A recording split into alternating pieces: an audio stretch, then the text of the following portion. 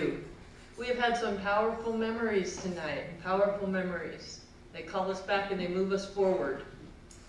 And sometimes the thing you remember is the first time that you did something. Now, it's my first time here, so I'm going to remember this for a long time to come with great joy. And sometimes it's the first time you do something like your first kiss, maybe in front of a walk-in freezer. Or your first car. Maybe your first kiss and your first car are related. Or the first time you catch a fish. I remember the first time I caught a fish. And it was all thanks to my grandma. I was 8 years old, visiting my grandparents in Denver, Colorado. My uncles were going fishing. I really wanted to go, but they wouldn't take me. Oh no, my uncle said. Little thing like you, we take you up there, you hook one of them Rocky Mountain trouts. Those fish are so strong, they will yank you off your feet, pull you into that current. We will never see you again. I was skeptical. I didn't know the word at the time, but that's what I was, skeptical.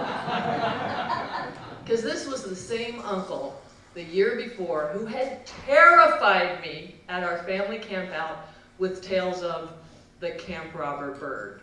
Oh, the camp robber bird, my uncle said. Oh, it's big as an eagle. It's gray as a thundercloud. Orange eyes, yellow claws, swoops down from the trees, seizes little children from outside the tent, carries them off, never to be seen again. Beware. Caw, caw, caw, caw, the camp robber bird.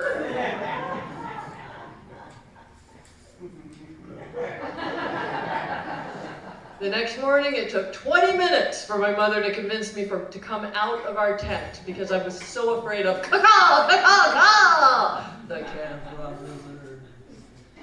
And I knew my uncle was not being truthful with me about the reason he didn't want to take me fishing. They didn't want to take me fishing, not because I was too little, it was because I was a girl. And my grandma knew it too. Huh, she said. Well, if you fellas won't take her, I'll take her myself. Ha! My uncle said, what's that mean? Said Grandma. Never seen you catch a fish. You've seen me clean plenty of them. Cleaning isn't catching. Then he saw the look my grandma gave him, and he was smart enough to say no more. Get me a pole, my grandma said to my uncle. Annie, get your coat, meet me at the car. We're going to go up to the mountains. You're going to catch yourself a fish. Your uncle's going to clean it for you.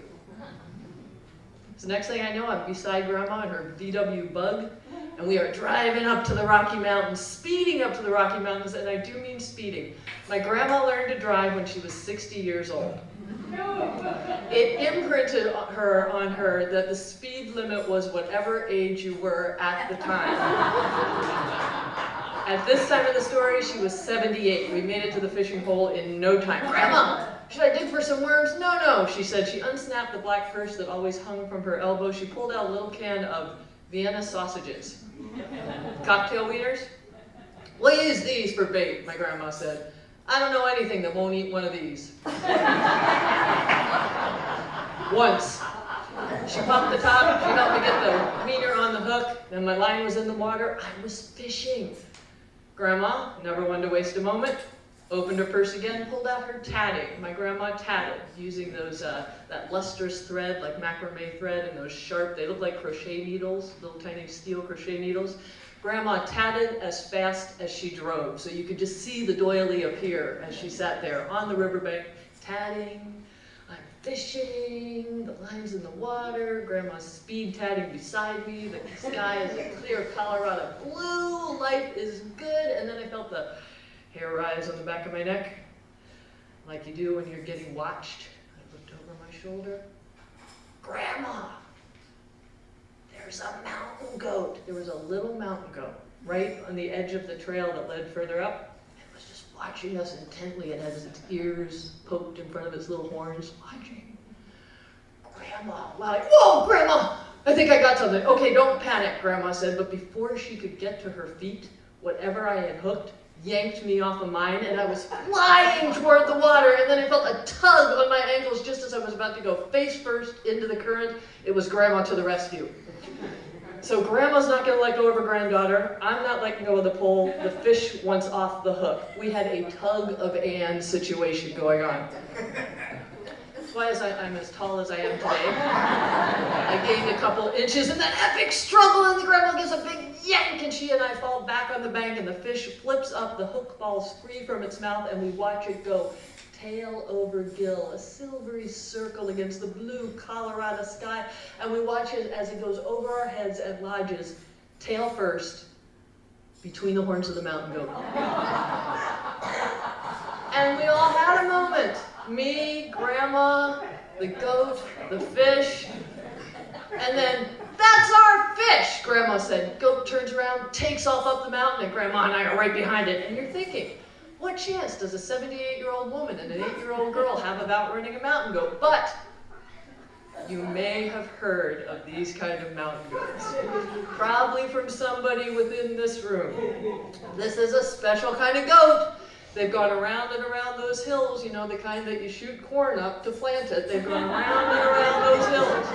So many generations, they've evolved to have one leg shorter than the other to keep their belly. You know these goats.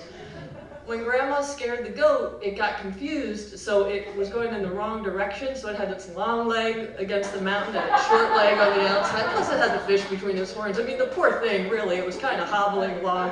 We were gaining on it, and the goat stopped short, and we banged into it. Fish flew out of the goat's horns into what had caused the goat to stop in the first place. Yeah, thank you! Grizzly bear, exactly! Picking berries. Fish slams into the bear's chest, the bear catches it, thinks, sushi. And we all have a moment. Me, Grandma, the goat, the bear, the fish. And then Grandma says, "That's our fish!"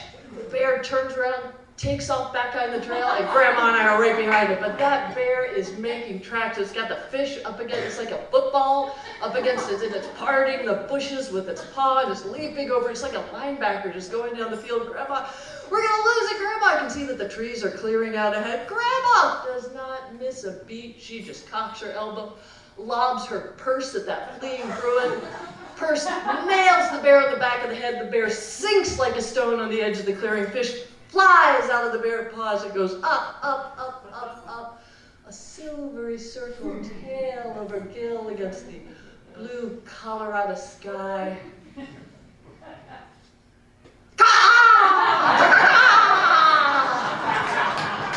Out of the trees it swooped, big as an eagle, gray as a thundercloud, orange eyes, yellow claws. Camp robber bird, Grandma! It was a good thing I wasn't the first thing to set foot in that clearing. Camp robber swoops down, seizes the fish, starts to fly off with it. "That's our fish," Grandma says. She reaches down where her purse has spilled open beside the comatose bear, grabs her tatting, throws it up in the air. The tatting goes up like a lace doily with those steel needles flashing in the sun. Camp robber flies right into it like a bird into a net. In its struggle to get free, it loses control of the fish, and the fish fell down, down, down, down, down, down, down, right into my waiting arms. And folks, thanks to my grandma, that's how I caught my first fish.